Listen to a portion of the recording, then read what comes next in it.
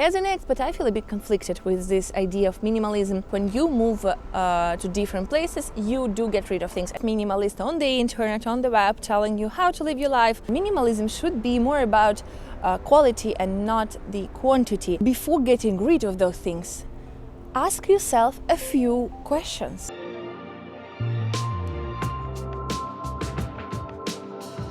Hey guys, welcome back to my channel.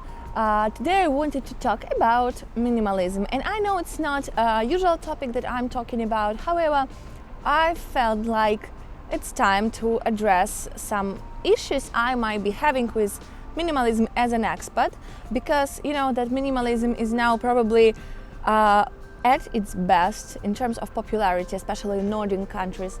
However, curiously enough, it's not that popular in Italy because people here tend to give emotional value to their belongings and they are not so ready to get rid of them. And I feel like being an expat might seem like the perfect life situation to embrace minimalist lifestyle. And while it certainly makes you more minimal, or more conscious about the things that you buy, that you have and that you take with you while moving, I feel like it comes with certain difficulties.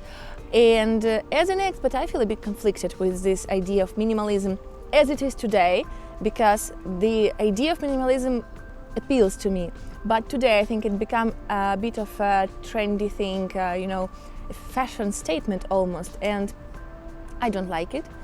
And that's why I wanted to talk about it, to talk about being an expat and trying to live consciously, to live minimally somewhat. So if you're ready to discover why and what are my motivations behind it, let's get into the video. The idea of minimalism started with getting rid of things that don't add value to your life, and I absolutely love this idea and I try to follow it as much as possible. However, what I don't like is that ultimately it's become increasingly popular to just see minimalism as getting rid of things. That's it, point. You just get rid of as many things as you can, and there are lots of videos on YouTube about people having 5 things or owning 10 things or any certain number of things. And why should we put our happiness into having or not having certain things, or getting rid of them or buying them? As an expat, as someone who has moved abroad and has then moved a lot between places, I definitely have embraced this kind of a minimalistic approach to life. When I have first moved abroad, when I have first moved to Italy, I brought very few things with me.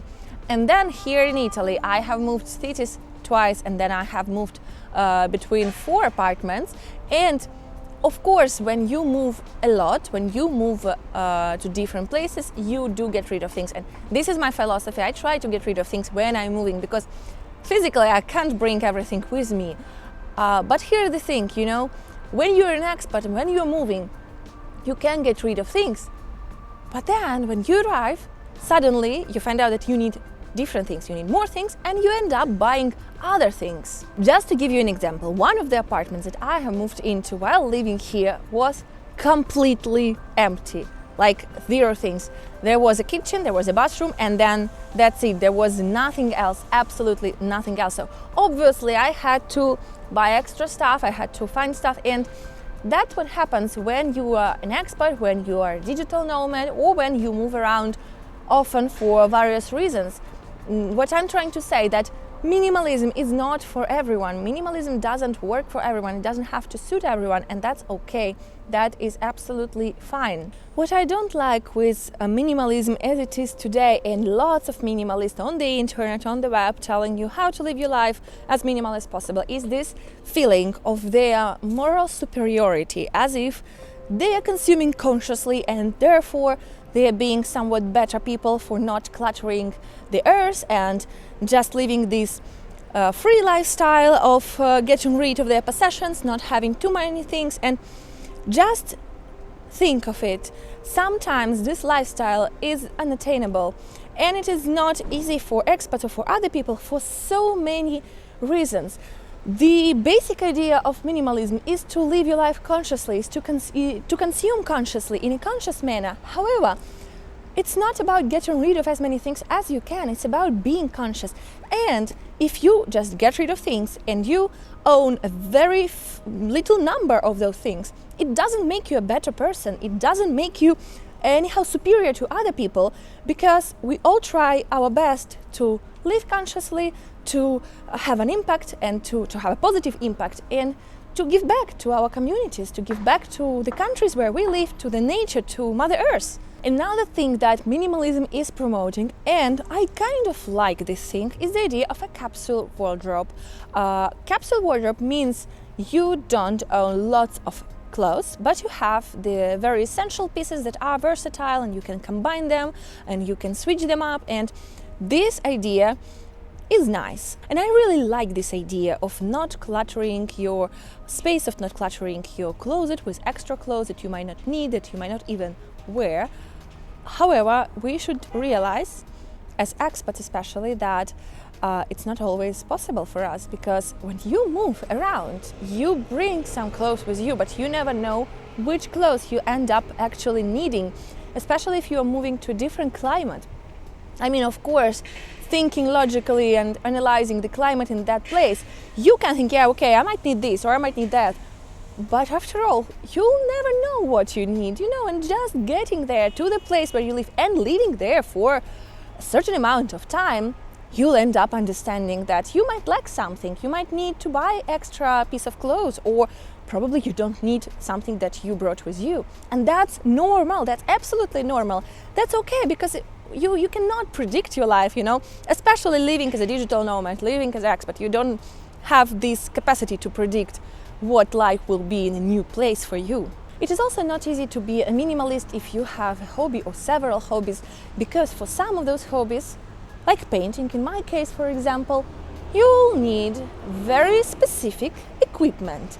And trust me, if you are very into that hobby and you're practicing it a lot, you won't be able to throw it away when moving.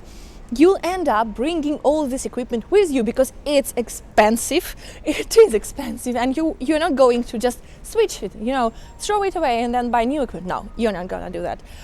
And that's why being an expat, being a minimalist, is kind of conflicted if you're doing something, if you're having a hobby. Not even painting, not necessarily painting. Just think of, skiing or surfing or other sport that might need extra equipment, or anything else that you'll need equipment to do it, and you'll end up buying even more if you're into it, because you'll need more and more equipment from time to time. Not because you want to clutter your space, not because you want to consume as many things as possible, but because you need this equipment to produce, to create, to do what you love, to live your life fully. And that's okay. That doesn't mean you're a bad person for not being minimal with your equipment.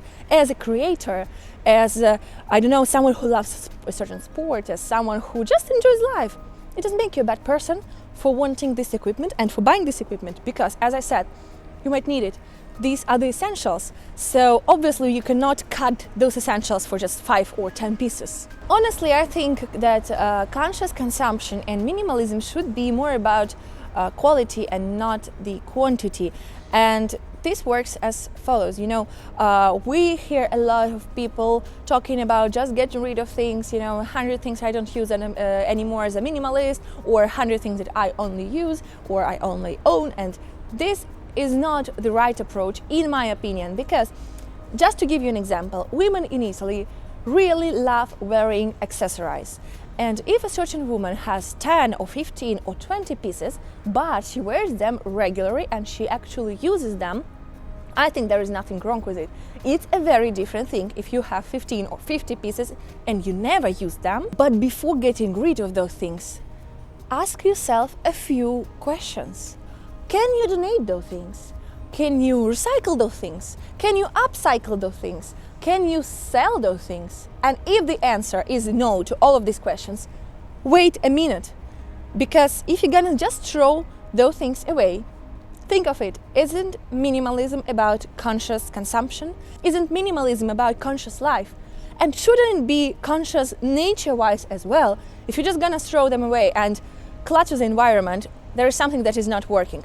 Decluttering your house, decluttering your life should not equal cluttering the nature and the earth. What I'm trying to say with this video is that there is nothing wrong with minimalism, and I actually like the idea of minimalism, but we should understand that it's not about going extreme, and decluttered house does not necessarily mean uncluttered mind. And did you actually know that some scientists believe that living in extremely minimal and pristine environment, in a pristine setting, does not fuel your creativity? I think the best and probably most balanced approach is to live your life consciously, is to consume consciously, make your consumption consciously. And the most important thing that we all have to realize, despite what the internet tells us, is that we should not give as much importance to material things. Whether you own a lot or very few of them, material things do not make us happy.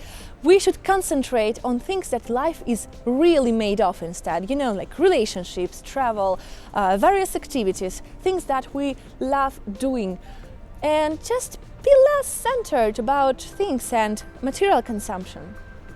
If you've decided to go on full minimalist, that's absolutely great, and I think that's great when people make switches towards a more sustainable, conscious life. But that's it, don't forget to be conscious about it.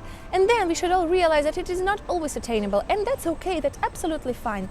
Minimalism might be really great for singles, but once you start having a family, once you have children, once you have pets, you'll see that you start accumulating things because you need more things, and that's absolutely normal. That's the cycle of life. And that's the same thing for expats. Being an expat or being a digital nomad, especially being a digital nomad and moving from place to place, is, just a cycle of getting rid of things and then buying something that you've never thought you might need, because that's life and that's normal.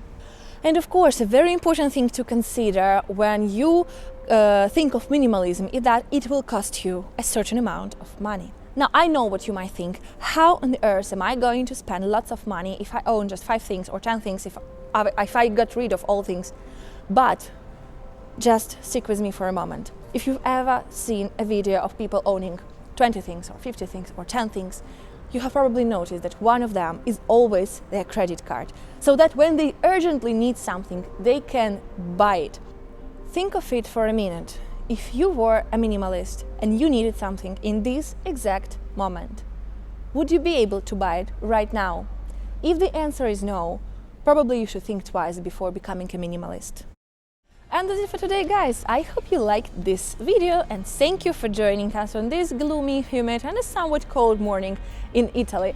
What I was trying to say with this video is that it's perfectly fine to be a minimalist or whoever you want, as long as you are conscious about both your consumption and the way that you get rid of things. And maybe it's not that necessary to label ourselves, and it's more important to just enjoy life and enjoy the things in life that really matter, and these are not the material things. And if you like this video, please don't forget to put a thumbs up, comment and share it with your friends so I can make more videos like this. And if you're new here, welcome to Dramatically Expatic. I am really happy to see you here.